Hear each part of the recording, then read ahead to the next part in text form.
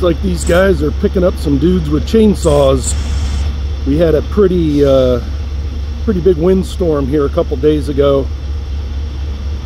I think it was what, Monday night or Tuesday night, I think. And this might be the first time they're going down to spray products. I'm guessing they probably have a down tree, so they got a maintenance away crew going with them, it looks like.